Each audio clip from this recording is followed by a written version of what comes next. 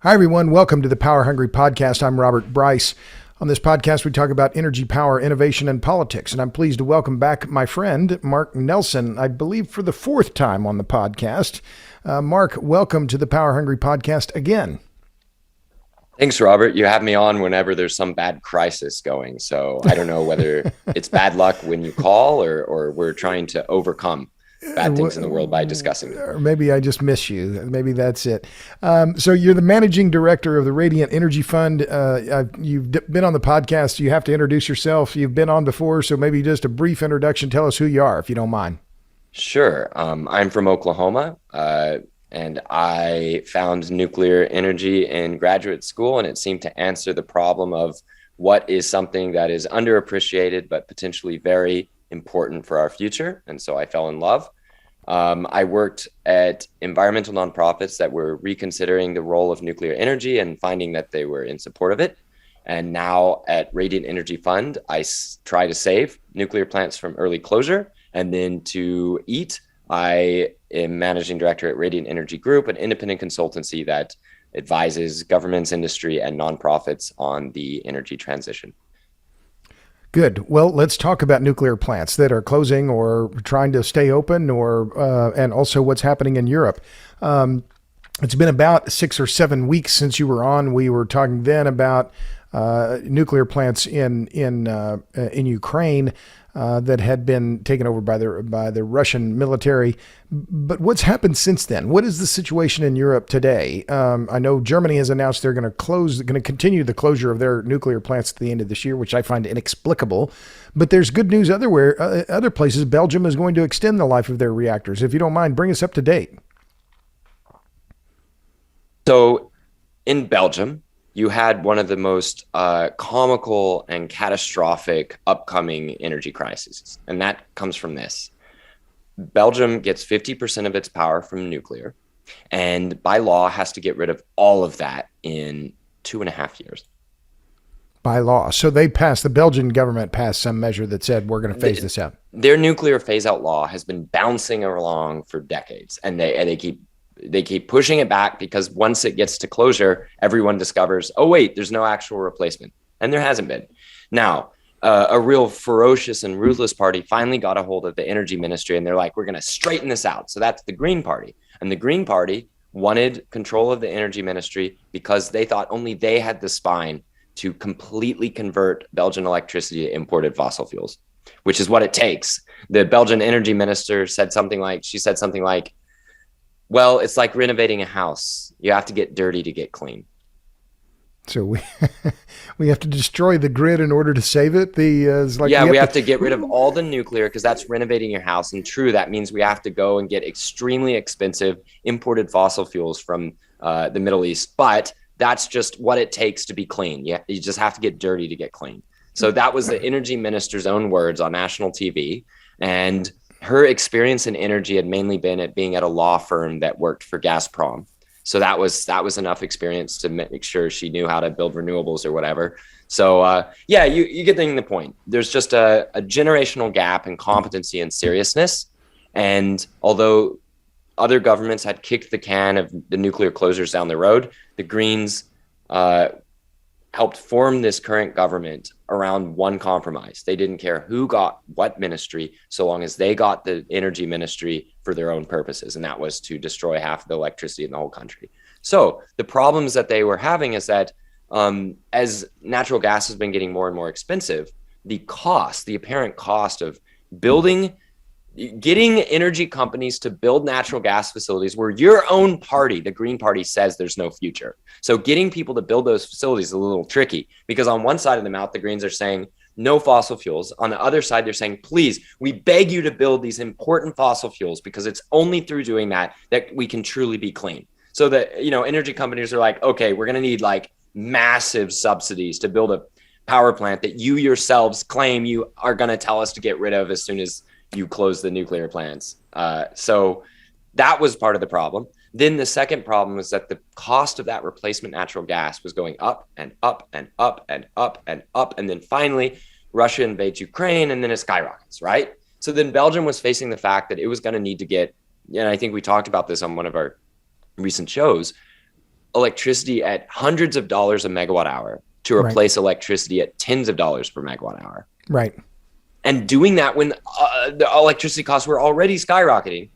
And basically it would be the end of the Belgian economy. Anything even closely resembling inexpensive grid electricity in Belgium forever. It was just the end. And then finally, what happens? Germany wades in, sends its ministers to Qatar, the same country that Belgium expected to get a great long-term LNG deal with.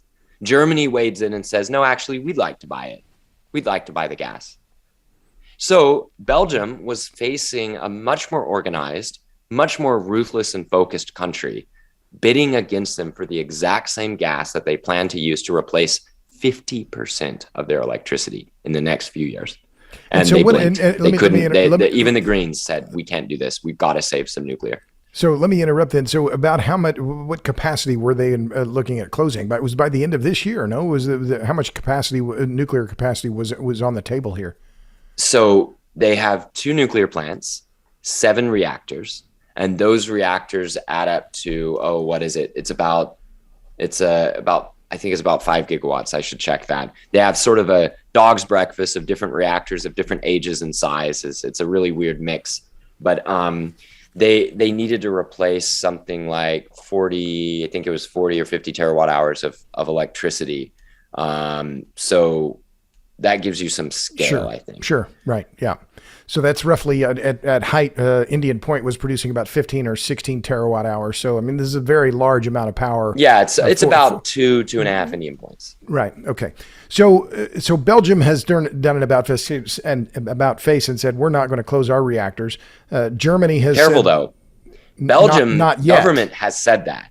The owner of the companies are barely interested. And they're like, we're going to demand something so steep that either you give up and we just don't save the reactors, or we make an immense amount of money that's just a cataclysmic windfall so the government's been telling the owner of the reactors for now a decade or more, we will destroy all your capital equipment. And then now the owner's like, wait, we already have our plans to destroy the capital equipment. What do you mean we need to save it? So you're saying the announcement is going to be a catastrophic. It's going to be a complete and utter shit show, to be a little bit crude about it. Because at the moment, the owner is like playing hard to, now the owner is playing hard. And who's the owner? Is that Tractebel? Who is that? Yeah. So the owner is the former French state gas company. Okay. We could have a whole show about absolutely insane energy policies that were allowed to fester in European countries because times were too easy and too peaceful, and really weak and stupid, short-minded people got almost total electoral power over critical sectors like it. And they were all drinking the renewable Kool-Aid and thinking this was going to all just work just fine and we could rely on Uncle Vlad forever and no problem. Well, let's steel man this for a second. If you're Belgian, steel man, which is the opposite of straw man. I haven't heard steel man before. Let's try to look at it like, what did they think they were doing in their own logic? European leaders after World War II thought that the only way to not have war again was to tie themselves together and to have total integration, and eventually each former country would be just kind of like a linguistic or tourist region, right? Or something like that. That was the dream. And the horrors of World War II could only truly be avoided by Europe just not declaring war on itself again, because, they owned each other's companies, and one, a German company owned French power plants and a French company owned Swiss power, or whatever. Like, that was the dream. It turned out that national champions were able to take control of foreign sectors of other countries, and that it did matter that those countries had their own national politics, both in the buying and the selling side. So, for example, the French state owns all of the British nuclear plants. Electrabel is the company. Yeah. So Electrabel is a subsidiary of Gaz de France Suez, which has been renamed Engie. ENGIE. Okay, Engie, right? Yeah. Okay, gotcha. Engie or whatever. Yeah, right, which is a pun on natural gas. Engie, right? Yeah. Anyway, so the French gas giant owns the Belgian nuclear plants. And if those shut down and it causes gas prices and gas power to go up, then that's okay and it makes grid electricity and electrification impossible. That's an amazing thing if you're a gas company, right? So just to cut to the chase here, what you're saying is the headlines that I've seen around Belgium and that they're going to keep these nuclear plants open, you're saying not so fast. They've got to. It's just going to be a complete a clown rodeo to get there. So, okay, so that's Belgium. So clown rodeo in Belgium. And we're thinking at minimum 2 reactors saved, but now people are saying, oh, it doesn't make any sense to save 2. If you're already saving reactors, you might as well save. But because they were pretty sure they were going to get rid of all these plants, the regulator was allowed to adopt policies that were incredibly strict about what features a reactor has to have to get certified for longer life. So, for example, even though the reactors were built back in the day, the regulators are saying you can't continue operation unless you upgrade it to the standards of a brand new reactor that would be built today. You could argue that one way or another, Robert. Which can't be done. Sometimes right. Yes, sometimes no. But the big thing is this is a decadent policy for if you already have enough energy. And that's the policy environment under which these various laws and regulations were adopted, when there was plenty of energy, plenty of oxygen, to use a metaphor we've used in the past. Yeah, I like that idea, a decadent policy, this idea that, it's all going to be easy. And what did Chris Wright, a friend of mine, he's the head of Liberty Energy or Liberty Oilfield Services, said, we haven't seen the energy transition, not for lack of trying. We haven't seen the energy transition because energy is hard, which I think is just a really great way to sum up the whole thing. But this idea at times, as you said, have been easy. So, and that all this policy tomfoolery was made when times are easy, and now suddenly there's a crisis. Now how do we move forward? So, clown rodeo in Belgium, but what can you top the clown rodeo with German policy? I mean, it would seem if any country in Europe would want to keep their reactors open, it would be the Germans, and yet what I've read is that the ministries that were in charge of deciding whether the nuclear plants in Germany stay open now are the ministries controlled by the Green Party. And they said, oh no, we're going to go ahead and close them. I mean, is this some kind? Emmett Penny had a really good piece in Compact of a magazine about this, about, what did he call it? Germany's energy fumble. What is wrong with these Germans that they're going to close their plants even in the face of this energy crisis that's underway now? So the German public is starting to turn, like the German public doesn't actually seem to be quite sure, at least in surveys that I've seen, are the nuclear plants gone already? Are they not gone already? Could they come back? Could they not? Like, the public's kind of confused, and they've heard only weird, crazy anti-nuclear stories their whole life. So for the German public to be uncertain at all is actually kind of an impressive thing, right? But what the policymakers are doing are trying to absolutely enforce and ensure this closure. What you said was right. A number of the responsible ministries are held by the Green Party, and the Green Party is, if not completely bought and sold by Russian interests, it's indistinguishable from doing so. I think that one of the only recent cases where you could argue against that is the denial of the Nord Stream 2 license, but they could turn it back on. It's still there. Nobody's gone down in a diving suit with a welding torch and flooded the thing. Like, it's still there, Robert, just waiting for friendlier times. Political winds to change. Russia, right? And one of the fastest ways to get friendlier times is to not turn on the nuclear plants and have to have the natural gas and coal. So, okay, well, so then cut to the chase here. Why are they doing this? Why are the Germans continuing what is obviously bad policy? Why are they doing it? First of all, weakness at this point, can we even do anything against Russia? It's not clear, but America should be taking a gratuitously tough line towards Germany. It needs to be a mean-spirited line towards Germany, because Germany knows what they're doing is wrong and bad, and the decision makers don't care. They had a fake inquiry into whether they should keep the nuclear plants, a bullshit inquiry. They lied to the public about it being too hard to get fuel, and meanwhile the fuel companies are like, no, it's not too hard. You just have to order our products. You didn't even ask. So that's what the fuel companies are saying. The nuclear companies, the CEOs are saying, no, it's just too hard because the government says it's too hard, even though I'm the one who's head of my company. Then the people below the heads of the company are leaking to the media and to other activists and saying, no, the plant's in great shape. We could easily keep operating. So that's what's going on. The plants could keep operating. We broke down the numbers on the show previously, I think, but it's still 65 to 70 Qatari super tankers of LNG per year that's in play with the 3 reactors currently on and the 3 that just closed. It's about 65 Qatari super QMax, it's called, tankers a year, or about 10-15% of the Nord Stream pipeline. So it's a cataclysmic amount, immense, almost nothing else compares to it in size.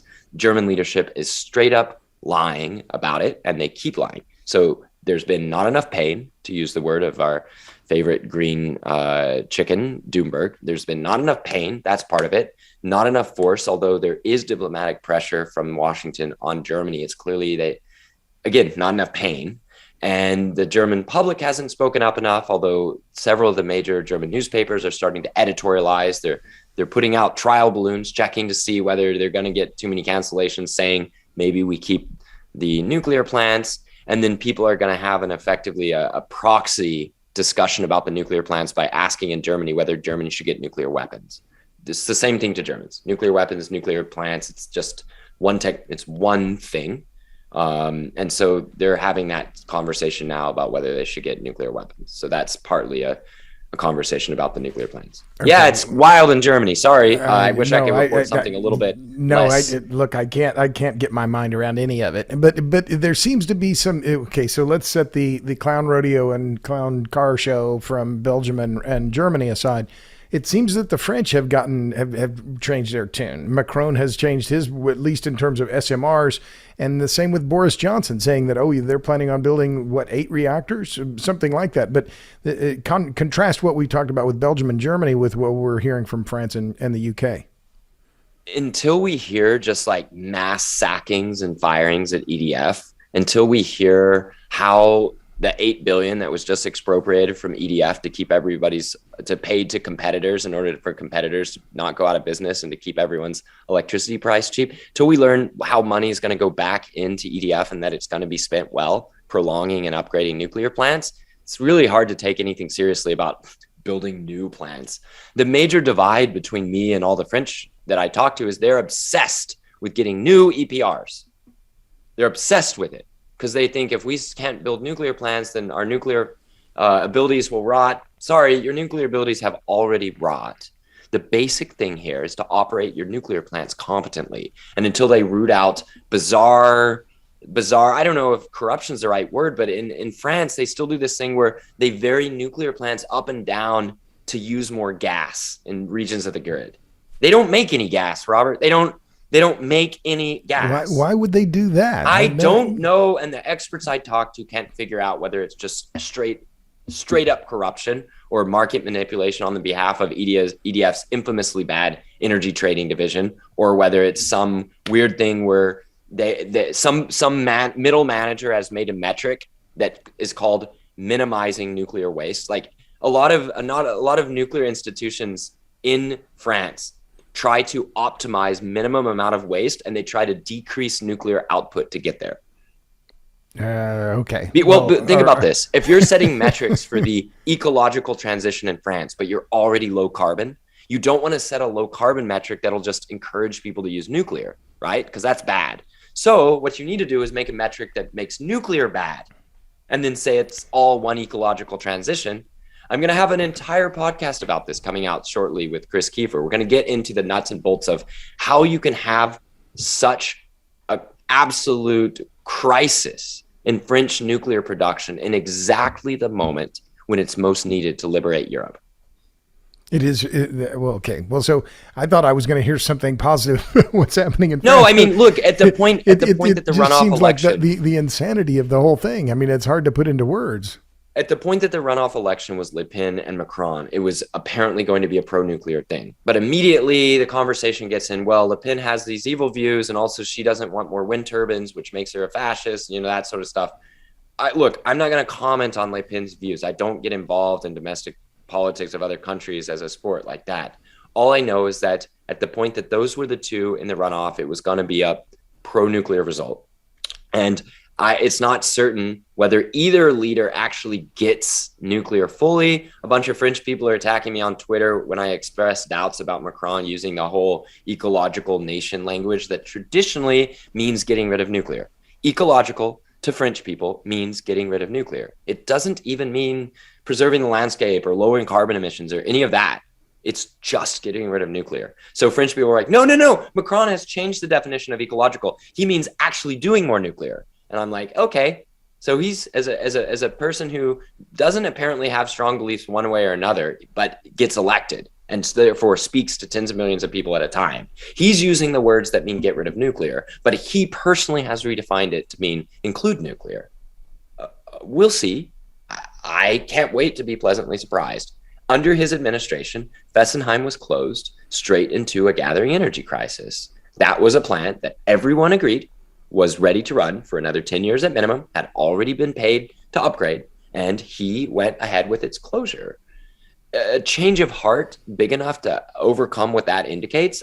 I'm ready for it. I love a good conversion story. You know, I'm from the South. We have a very grace-filled brand approach towards Christianity. Right? I'm ready for anything. The altar call. The altar call is underway. That's right. If it's easier to do nothing. Robert. Okay. All right. Sure. Go ahead. If it's easier for Macron to do nothing, to do what it takes to clean up his nuclear fleet, I expect him to just wait it out and see which way the winds are blowing and at a certain time. And why act if you don't have to? Their nuclear fleet is stumbling along at what, 67, 68, 69, 70% capacity factor. And because there's such an extreme energy crisis, EDF can make a lot of money that then you can turn and flip to its competitors because the energy prices are so high on the market. So, why improve? Okay, so is there a positive story to be had in Europe? Is it in Britain? Is there anything? I mean, you've given me yes. Okay, please tell me. Belgium's Green Party. Belgium's Green Party having to negotiate to save nuclear plants is a great look for the future of nuclear in Europe. Okay. Here's another one. Almost all of Eastern Europe is 100% dedicated to a very long future built on nuclear energy. Well, it's interesting you say that because survival problems, but right. So, well, Here's another one. Yeah. For whatever reason, it seems like all of Russia's nuclear plans, except for, Finland, are rolling ahead. Well, I want to come back to Rosatom, but let's finish with the European thing. Okay, Britain. Talking about Britain, yes. Can bring me up to date here. Different political parties are competing to see who can be more pro-nuclear. That's a really good sign. And hopefully will be combined with action to get nuclear included as green so that the big asset managers with all the pension funds and everything in Britain can buy slices of ready to go projects like Sizewell C. Right. Okay. It does look like the prime minister finally gets it. It does look like there's going to be a little bit of a hesitation on wind because it turns out that the wind got so cheap that it doesn't make any money for the wind builders anymore. So that's a bit of an issue. If it's one thing to say our wind is really cheap, but if it's so cheap that you all go bankrupt, then that's going to lead to a lot more focus on what's the value proposition of one more wind farm versus one more nuclear plant. And that appears in Britain to be pointing a little bit more towards nuclear. But let me interrupt you on the wind part, because to me, when I look back at Europe's energy crisis, and it's clear that large sections of the continent and in Britain, they had a wind drought that lasted for weeks. And I mean, if this doesn't change their mind about the viability of wind over the long term, what does? Well, no wind farms being offered because nobody can make money at the prices that governments have been led to expect. Okay, fair enough. So that's one.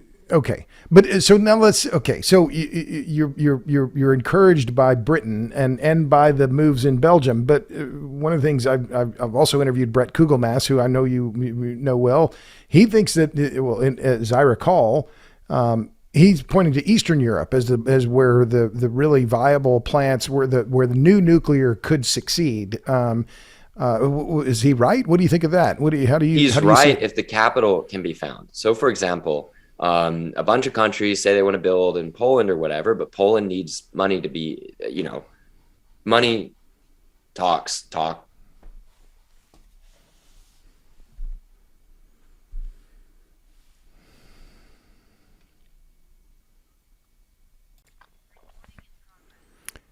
Okay, so tell me about Eastern Europe. This Brett Kugelmass and I talked about this. He thinks that that's a fertile area for new nuclear. What's your view?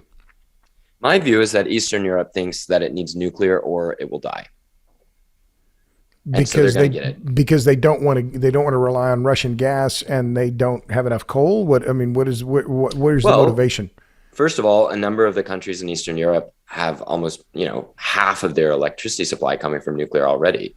Ukraine is one of these. Hungary is another. And several countries are not that far behind in percentage of nuclear. And so they know damn well that this is the cheapest and most stable and secure way to make energy of any type of energy, not just electricity. It's the only safe energy, right? So that they're predisposed to add on to what they have or to build additional and to keep running what they have and then add more capacity. Right. The trouble is that the natural partner for nuclear has been Russia for many years, and that's out for some countries. It's not for others. Hungary still expects to work with Russia to build its nuclear plant, for example. Okay, so I want to come to the U.S. and then go back to the Russians and Rosatom. I've seen a bunch of headlines about this, and I've talked to several people, including Dietmar Dietering in New York, about what the possibility is with this $6 billion that's available for the Department of Energy to keep existing reactors open. So the key reactors at the moment, or the one that's facing the most immediate shutdown or the closest shutdown, is Palisades in Michigan. What's going to happen there? Entergy owns that plant. They owned Indian Point and shut it down. Is Palisades going to be saved? It's 811 megawatts, right? Is this plant going to be saved, or will it shut down at the end of next month? So the first thing to know about the $6 billion is it indicates a revolution in sentiment on the Democratic leadership about nuclear. The money is almost completely worthless. Don't get distracted by. Nobody's got to get money from that. It's got to be completely rejiggered. The rules don't make any sense. It's clear almost nobody in Washington actually understands electricity, which is fine. It puts them in good company. Almost nobody anywhere understands electricity. So why should we expect different? I don't want to mock too much, that is definitely true, and it's it's an incredibly complicated business. I mean, simple in some ways, but incredibly complicated. Think about this: in order to get the money, you have to prove that you're going to lose money, which that's difficult to do. Then you only get as much, causes you not to make any profit. And then you have to reapply every year or something. It makes absolutely no sense. But I love the reason why I've talked positively about it before is because it shows that sentiment is the right place, that Congress loves nuclear, that DOE loves nuclear, that Democratic White Houses and Republican White Houses love nuclear. And they're looking for ways in their own love language, like bureaucratic programs or subsidies or investment approaches, or they're trying to express with their own love language this newfound respect and appreciation for nuclear. That's what that program is important about. It's that the governor of Michigan is on the phone with her predecessor and now current Secretary of Energy, who's then the line to the White House and the Mansion Whisperer. It's all together. It's all one big thing of people trying to save that plant. All we got to do is, I have my own feelings about energy, but let's just say that Entergy has not been a good steward of the nation's resources with regards to the nuclear plants they own outside of the South. Well, fair enough. And I'm not here to defend Entergy by any means, but from what, one of the things that's interesting, it seems to me, is that they're saying we don't want it to operate as a merchant generator anymore, and that they don't see a future for the nuclear plants. But I've been told that the plant could change hands, that the money is available so that someone else could actually step in and take over the plant from Entergy. And Constellation has been mentioned. So there is a possibility that the Palisades would get a new owner that could then collect this dough from the DOE and keep the plant open. Is this true? Yes, it's certainly possible. And in fact, we have a week to have our own I think clown rodeo is fair for Belgium. We shouldn't use it for Michigan. I think we're going to have a very interesting month because look, I've been involved with trying to save nuclear plants around the world. We have never yet had a situation where a nuclear plant anywhere on earth had this level of political support from local to national and did not stay open. So we'll see. Okay, so you had a big win in Illinois last year, right? With the appropriations. But the owners did want to save the plant. There was some question about whether the governor did. That's been answered very, very clearly in my mind. The governor did want to save the nuclear plant. In the end, it was just about giving what us little activists on the ground were doing. We're just giving the public space to find out what they believed and to express it to our local elected officials. So like a lot of us were on calls with our local officials. You gave them cover, some political cover, maybe is that, I don't know if that's the right word, but okay. So you then, if I'm reading you correctly, you're saying that Palisades is going to stay open, that you think that they're given the level of support now that the plant will stay open. Is that, am I reading you correctly? If what the situation is today, right now continues, the plant will close. If the plant closes, I will have to go back to that statement of saying we've never seen a plant anywhere in the world with this much political support close. And I'm going to have to edit that and say we can lose nuclear plants even when everybody but the owner wants them to stay open. So that'll be obviously a negative blow. I think it's better than 50-50 that we keep it because of the number of entities that are interested in it, and the current forward outlook on natural gas prices is a lot better than it's been for years from the perspective of a competing nuclear plant.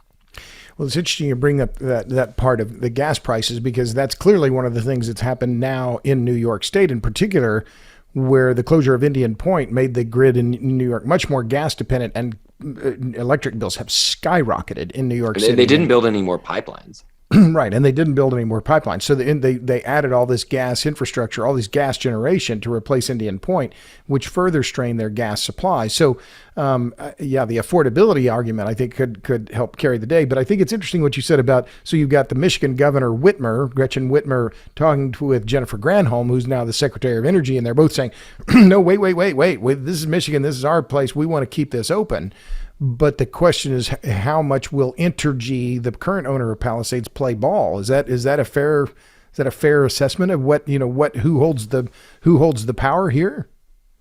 Yeah. So there's questions about, for example, well, if they transfer to Holtec, the great undertaker of the American nuclear system, if they transfer to Holtec, and Holtec's like, yeah, we'd totally be interested in operating if we bring in an operator. It's not clear how practical that is. Is Holtec going to need to be paid off to go away? Is Constellation going to need like front row seat to a lot of different subsidy programs if this goes? Like there's a lot of people who are going to need their hunk of flesh for this to happen. There's also a lot of desire for it to be saved. So we just have to see. We have never had a nuclear plant lose its operating license and then regain it. This could be an interesting first test, but we don't know for sure. We know that the plant staff is highly motivated. The plant staff is keeping up their spirits in an extraordinary fashion and keeping the plant operating extremely well. So the plant will be in brilliant condition upon the day that its closure is slated to take place, the 31st. I think we're going to learn a lot about American nuclear in the way this unfolds over the next month. And we'll hope that it's a positive lesson here. Obviously, as you can hear, I certainly don't think it's certain, and it's not, the arrangement is not in place to save the plant today. But in Illinois, for example, the plants nearly, like at least one of the two plants actually its power was lowering down to zero at the moment when it got saved. And then a few days after the bill was passed, it would have closed had it not passed, had the bill to save it not passed. And with the bill passing, they ordered the fuel. They announced $300 million of upgrades and renovations. Like, it was an extraordinary turnaround, and it would have shut off without that bill passing. That is the level of that's the sort of last minute maneuvering that's going to have to take place around Palisades. You know, when you say that about what happened in Illinois, I can't. What popped in my head was you're talking about it is just this ignorance and profound ignorance in the policymaking community of the essentiality of this machinery. The most important is Emmett Penny calls them what are modern cathedrals, industrial cathedrals. These are incredibly important pieces of infrastructure. And then just tossing them out. I mean, just, you know, in the closure of Indian Point still chaps my hide, or my late brother said, grills my cheese. Forever. It just is such a terrible political move, and yet it closed. And now we're on. You had to go to the absolute brink in Illinois, and we're going right to the absolute brink in Michigan with Palisades, where the outcome is still uncertain. Okay, so what about Diablo Canyon? Now we're only in 2022. The beginning of the shutdown there is 2024. But PG&E, as far as I know, their public statements have been, "Oh no, we have a deal. We're closing it down." Careful, They've said careful. that. Their Okay. public statements continue to say the state sets the policy. The policy says we get rid of nuclear. So because of that, we're getting rid of it. In other words, they're willing to take the risk of blaming the state, which of course deserves blame, but that's an advancement for me, an advancement in rhetoric. That PG&E's public statements are saying Blame the state for this. pointing to the state and deal with them. Don't talk to us. Right. Exactly. Okay. And in the state, it's pretty clear at this point that some real skullduggery went on behind the scenes to get the labor leaders to sell out their own plant, and that seems to be a really sensitive and weak spot when you're talking with like the old Greens, like the NGOs, the NRDC folks. They get really, really twitchy when you mention anything about the labor involvement in shutting down an irreplaceable source of jobs, right? So that always, in American labor history, you can really start to smell things really rapidly when like labor leaders get involved in shutting down jobs. You think, that doesn't sound quite like what you're supposed to do. And then the leader of the union who negotiated with the NGOs, he's just some nice old man who lives in Berkeley and has never worked any kind of real job, has just been a lawyer his whole life after getting out of an Ivy League school. These are not like serious people in terms of doing hard things or right things. I mean, I'm sure he did some good deals for his union along the way, but this was just like a going out thing. And then NRDC gave him a cool outgoing prize and made him an honorary lifetime memory for services rendered. And then what I'm really interested in is what we can learn about Russian funding of NRDC going into the fall. I'm absolutely fascinated to see what we can learn about that, because there's been some reporting, not necessarily from pro-nuclear sources, but maybe pro-fossil fuel sources about where NRDC was taking money and how that may have influenced their extreme focus on shutting down the most valuable infrastructure in America. Like, that's a really weird thing to do, especially if you. So tell me about this, because I'm familiar with the Russian funding of anti-nuclear, and NRDC was one of the leaders of the anti-fracking movement, right? And particularly in New York State. But you're saying there was. Tell me more about this. This is news to me. And Russian funding. We don't know much yet. Just that there was an organization, a family foundation in the Bay Area where NRDC is located, and where the leader at NRDC that helped arrange the shutdown of Indian Point, he's located there. And this family fund was combining its money with a bunch coming from Russian connected sources and a Caribbean, an offshore account. And then they used some of that to fund NRDC's work. So that's the sort of thing where, because it's so devastating to American energy security and environmental things to shut down Indian Point, it makes it really clear, or not just Indian Point, but also Diablo Canyon, right? That makes it really clear that it's indistinguishable from the interests and actions of an American enemy, an enemy of the American state, right? So it makes it that much more interesting that they were taking Russian funding during this time period, these critical time periods. Yeah. So all of that will have to be investigated by people with real investigative chops, not me. And I'm really excited to see what comes out of that later this year, if that becomes a priority on the Hill. So let me ask about that, because you said there was one of the people who within RDC was in the Bay Area who negotiated the closure of Indian Point. Did you mean Indian Point, or did you mean Diablo Canyon? Diablo Canyon specifically, but they Okay. definitely had New York City area people involved in Right. And Kit Kennedy was the one at NRDC who was even cheering on the closure of Indian Point just before its closure. Okay. So let's go back to Russia now. We've been in Western Europe and talked about Belgium, Germany, France, and the UK. And now we've talked about what's happening with Palisades and Diablo Canyon here in the US. Before we leave the US, so I know there are other nuclear plants that are slated for closure over the next few years. Palisades and Diablo Canyon are the ones we've been talking about. Are there others that I'm missing here that are in imminent danger of closure? At this point, not really. Okay. As far as I can tell, nuclear plants other than Palisades and Diablo are tentatively in good shape. Though I would want there to be some kind of program that could take, I don't know, an American government receivership over nuclear plants so that owners could not unilaterally decide to close them if the grid operator says it's fine.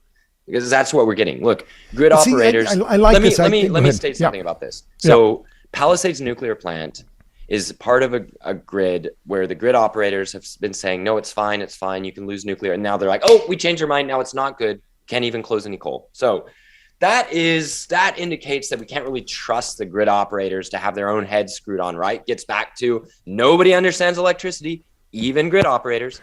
And now it's not their job to understand it to the level of keeping nuclear. We've got to have some program for. Right, but now you're talking about the RTO, PJM, right? The PJM is the one you're talking about now.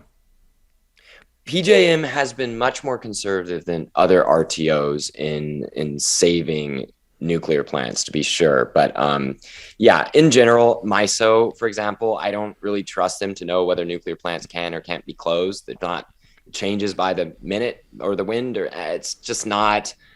I think that we just need a sort of shared American wisdom is that nuclear plants should not close if they're safe.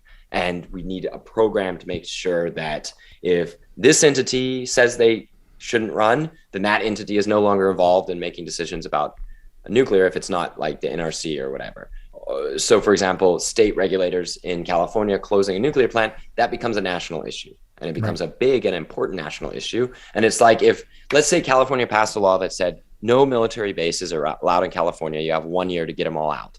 That is a similar sort of situation that would require federal intervention as California destroying its grid and shutting down its nuclear plants, right? Now, well, that's an interesting, if I can interrupt, because I think that you bring up an interesting point here. And it's one that I've thought about a lot, and we've talked around it. And I've talked with our mutual friend Emmett Penny about this. And there was a great piece about in defense of the Tennessee Valley Authority in Jacobin magazine. But the gist that to me really is the key here is that the commonality is this understanding of, no, the grid is too important to just leave to the market. We need a stronger hand of government.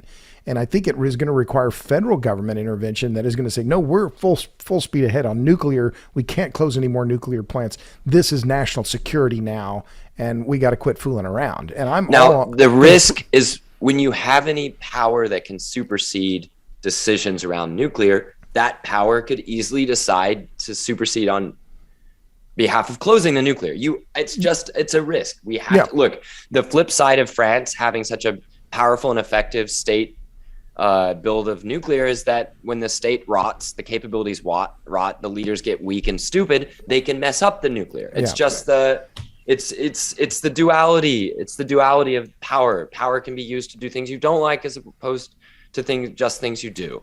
Fair enough. We have to be prepared for that, but considering how bad state decision making has been going in California and New York on energy as a whole, I just think that energy is not in their wheelhouse. It's not their competency.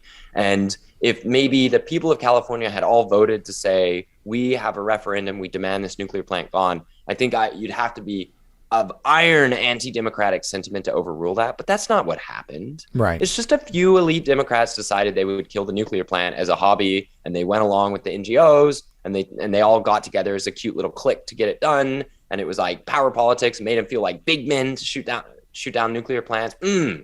So that's not democratic. And so I don't mind there being some authority outside of the state Fair enough, itself pushing back on it. And I'm with you. I mean, it's a double-edged sword, and to argue for more government is not a popular thing necessarily, particularly on a conservative side. But again, I just think that the grid, the importance of electricity and stable, reliable, affordable, resilient, all of these things, they're too important to just leave to the market and say, oh yeah, you guys figure it out. And this is really part of me being blacked out last February, where I realized, hey, no, this is a government failure. But let's switch back to enough of me talking here. What about Rosatom? And I've heard it pronounced Rosatom. I think Rosatom is the one that is the most common. I thought that after the invasion of Ukraine, February 24th, that now we're seeing an inflection point where commercial business with Russian companies is going to cease, or they're going to be isolated. But when we talked the other day, you said, no, that's not the case. Not with Rosatom's nuclear business. Bring me up to speed. They have business in Turkey, Egypt, Iran, India, where else? And what's the status of those contracts? Keep going, by all means, keep going. So, right, Turkey, Egypt, Iran, India, Bangladesh, China, Russia itself, Belarus. Bulgaria project is, we'll see about that one, probably on the ice. Bulgaria is helping with weapons in Ukraine. So that's pretty much going to select which countries are in and out of the good and naughty list to the Russian state. Hungary appears to still be in, and a number of other projects are in development stages. We'll see. So initially, experts that I trust were like, no, look, Russia promised to do all these things, but the currency issues that the ruble is going to have, well, not anymore. That's been solved. Ruble strong and improving compared to a number of Western currencies right now as we speak. So ruble issues, that's not going to be it. How about this? Supply chains. Well, we still have to look at some of this, but if you want a great example of one of the few almost totally endogenous supply chains in Russia, it's the Rosatom nuclear supplier network, right? Maybe you can say, no, wait, the machines that build the machines are going to need chips or replacement. Maybe so. But at the moment, they have an extremely endogenous supply chain for the minerals, materials, and manufacturing that goes into their nuclear exports. So that should be okay. Then there's a question, will countries like Egypt or Turkey value Western friendship or having power? Well, and I think it's going to be. I think it's going to be the latter myself. But yeah, so all these countries are basically like, well, you know what? You can't eat friendship. You can't power. Right. The voters' houses. It's not going to cook my dinner. It's not going to cook my dinner. Yeah. Yeah. So it's basically a moment where we see that Rosatom projects are considered more important than symbolic or even real gestures towards solidarity with the West. It's really embarrassing for us, and we deserve to be embarrassed. Well, so then you're disproving what or beggaring what I had thought, which was that if this invasion of Ukraine was going to accrue it was going to mean bad things for Russia across the board, particularly in their commercial contracts, and that was going to have an opening then potentially for the U.S. to step into the breach, and potentially, now that's a big leap for the U.S. to get into the commercial market, or the Canadians or someone else. You're saying that's not the case, that in fact that the Russians and Rosatom are going to be, they're still going to be a power player in the commercialization of nuclear power around the world, that this isn't, that the Ukrainian war hasn't made that big of a difference. Am I hearing you right? Yeah, we could say this in all manner of cheeky ways. Here's one. Just because Russia invaded Ukraine, it didn't mean that we could get away with being incompetent, worthless allies on energy.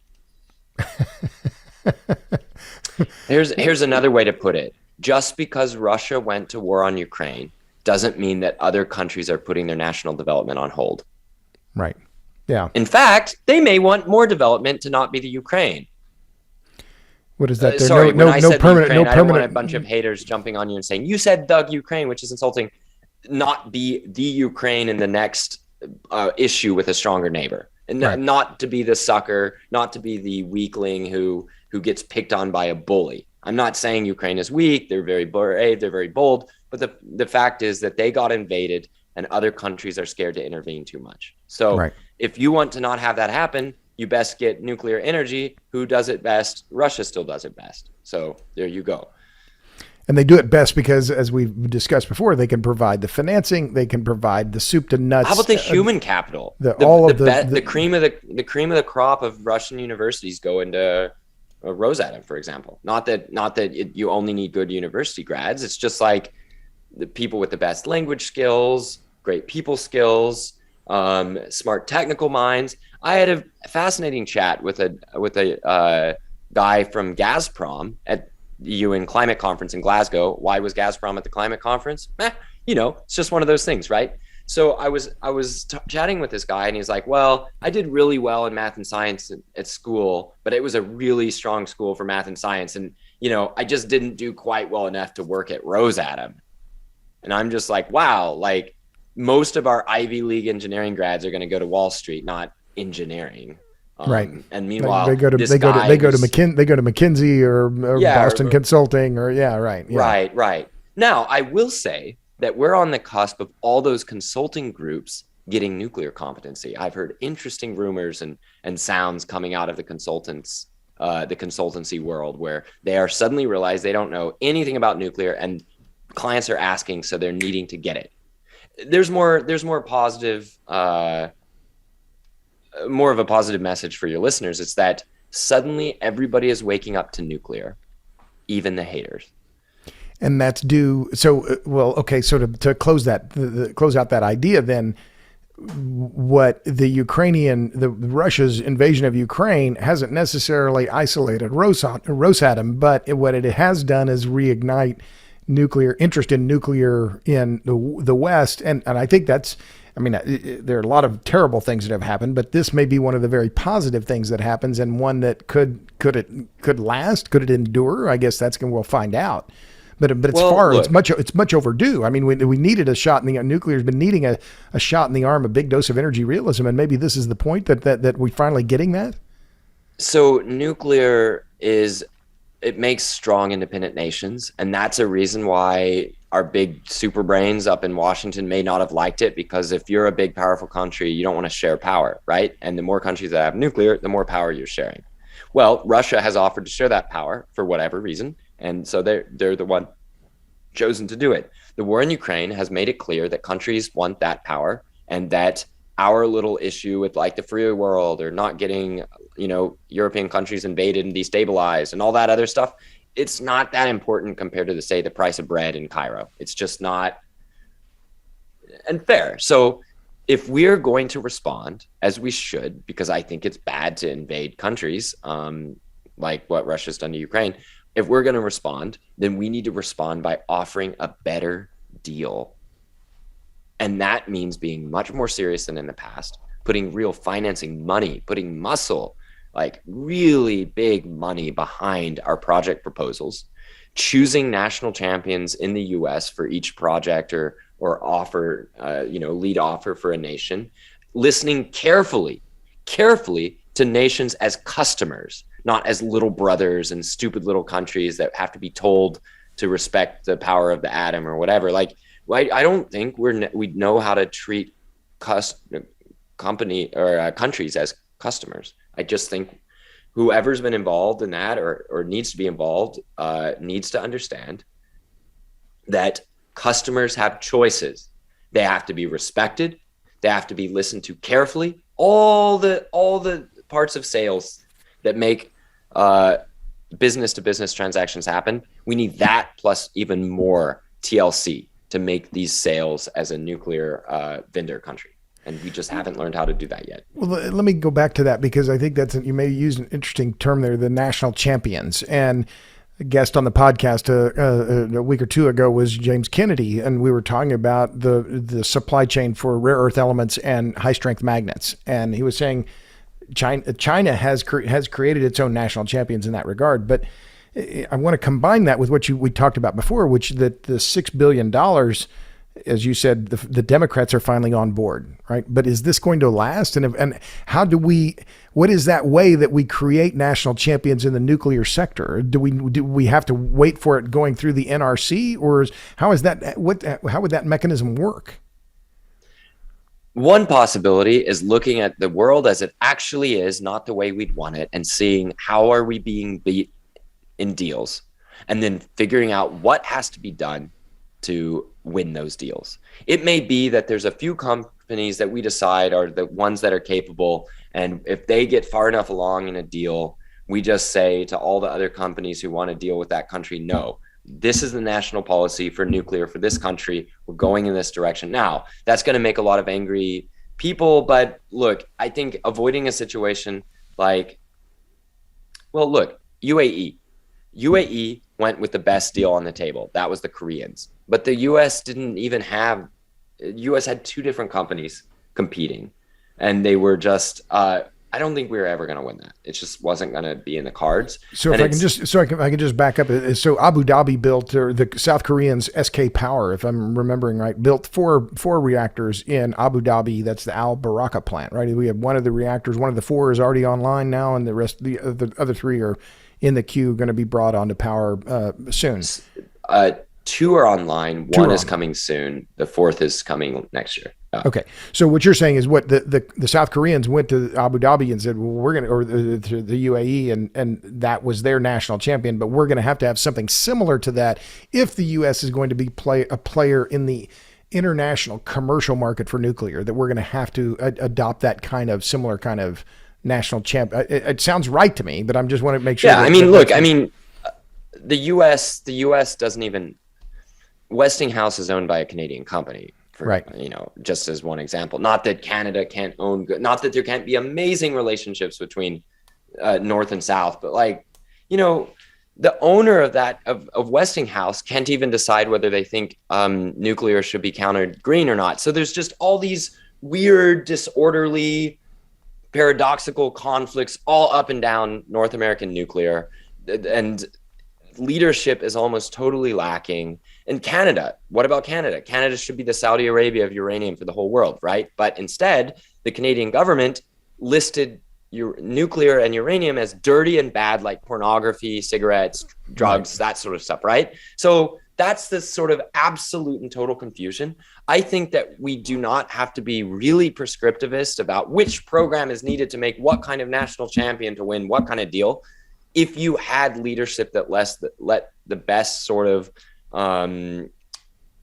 approaches that we've seen win nuclear deals by other countries take hold. That's going to be a little mealy mouth for some of your listeners. I guess what I'd say is they aren't asking me yet. I'm not in those conversations. I suspect if I were in them, I would find what I've seen in the few conversations I've been involved with, which is absolute inability to think of nations as customers. Mm-hmm. But that's happened. Absolute lack of business and sales experience in American bilateral relationships around nuclear energy. I think that could be fixed quite rapidly. And it would be similar then, as you're saying that, I'm thinking of LNG. I mean, now the U.S. has said, oh, well, Europe here, you can count on us for LNG. And we don't necessarily have national champions, but it's American LNG companies that are providing a lot of that gas into the Western European market, which is, if you look at and that. For whatever reason, the problems that nuclear has or the opportunities that gas has, it hasn't been quite the same. Private companies can rock up to Europe and say, let's do deals. And then they do it. And then they build the natural gas plants and then, get them financed. And like that, somehow that hasn't worked for nuclear. Nuclear may always require more state involvement than LNG. It just, yeah. I don't know. I cannot say it should have no state involvement. I'm not confident to say that. I can say that it has involved the state, and our state's not good at getting nuclear to customers. Yeah, no, I agree. But I do think, there is going to have to be more state involvement, more federal government support, bilateral, bipartisan, decadal kind of support. So let me just go to one other area that I wanted to discuss with you. What about there was a recent report, it was actually carried in Stars and Stripes, and it was an AP report just a few days ago, which said that the U.S. DoD is moving ahead with Project Pele. It's an SMR with 1 to 5 megawatts of output.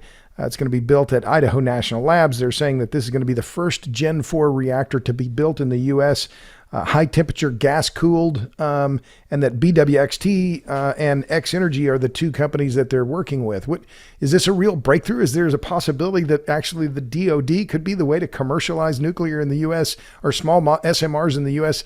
that goes around the NRC? Is this how important is this? Now, I have to chuckle a little bit about the description of this as the first Gen 4 reactors. We've had Generation 4 since before Generation 2, haven't we? Since that's just marketing language used to describe non-light water. Okay, yeah, okay, fair enough.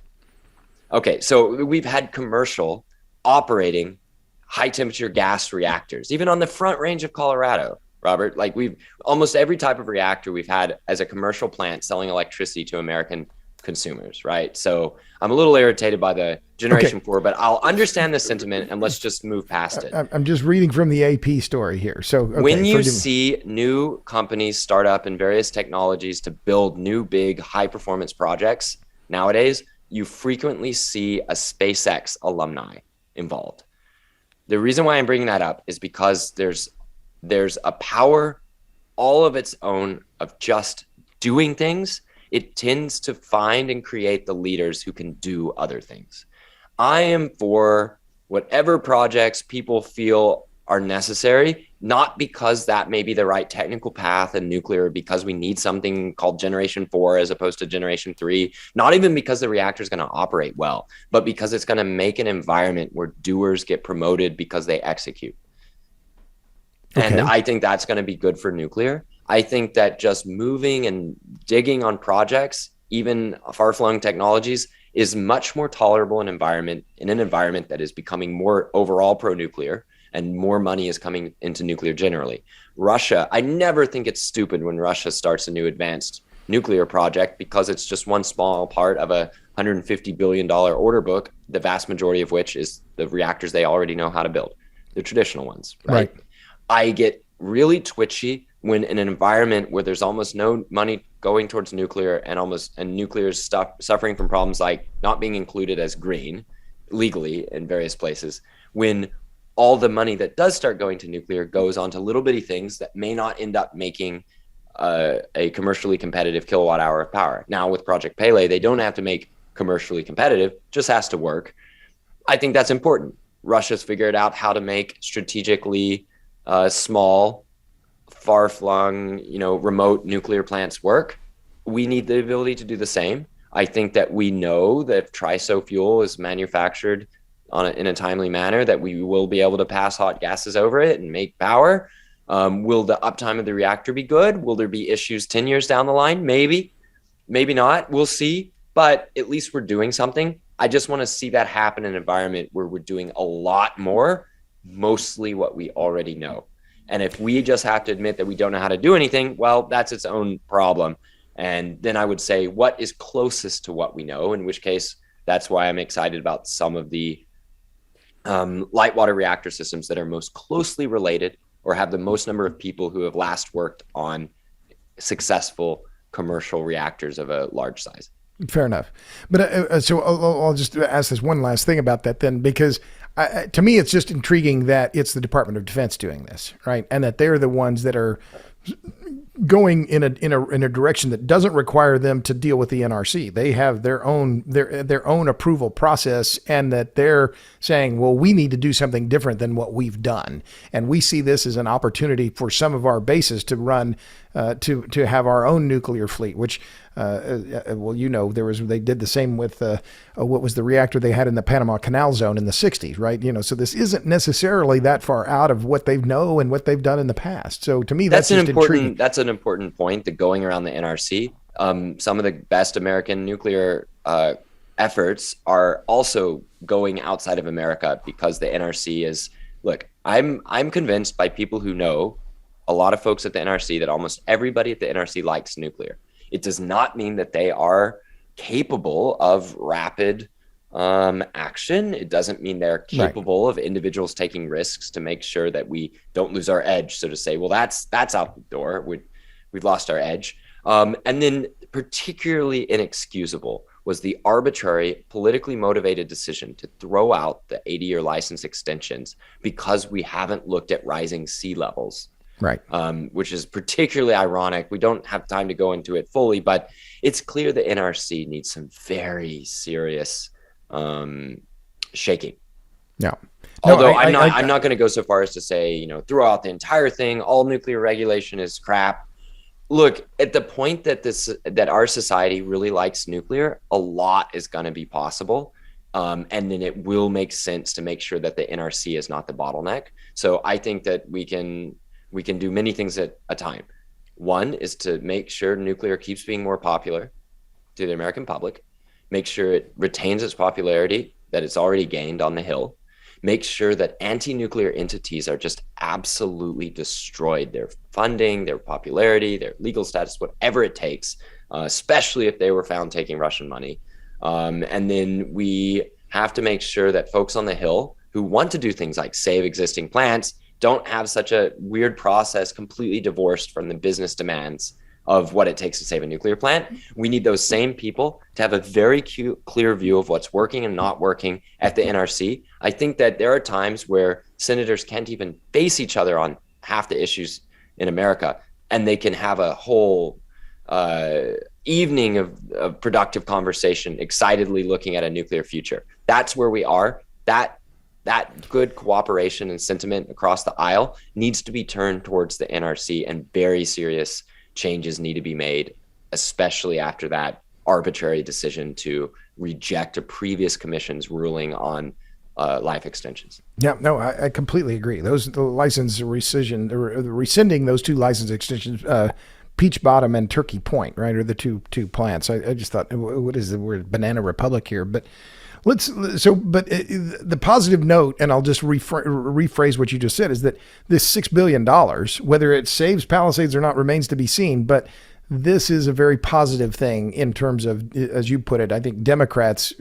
coming around and saying, okay, well, we got to change our attitude here. And you have Michigan is still a swing state, but the two Democratic governors, now Granholm was Secretary of Energy, but Whitmer is the current governor, saying, no, we want to keep this plant. So that I think is also, especially because a fraction of that value could just buy the plant outright, or even force a sale outright, whatever, give them some return, come up with some formula, hire any former consultant to just get the job done. They can make up bullshit formulas on the fly, right? And then you just get the plant, and then you just flip it to Constellation or whoever else that'll operate it. Like, there would have been a much easier way to go about this than the weird $6 billion thing, but there we are. Right. Okay, so last two things. I've asked you, you've been on the podcast before. So what are you reading now? It's been several weeks since you were on the podcast last. What's at the top of your book pile, or do you have a book pile? Yeah, I have many book piles, and I'm in different points on almost all the books. This one would be at the top too, right? I'm assuming, but nevertheless, go ahead. We say all these things about planning ahead and the need to be organized to save American energy. I didn't have my book right here. I should have had my book. You could have reminded me. But the book I'm looking at currently is something that I keep seeing references to. It's having a bit of resurgence. It's a travel memoir by Patrick Lee Firmer. That is a British guy who passed away a few years ago. But when he was a kid, he had trouble in school, was kicked out for bad behavior, and decided to walk from essentially London. He took a boat over to Netherlands and walked from there to Constantinople on foot, right in the years before the Nazis took over Germany.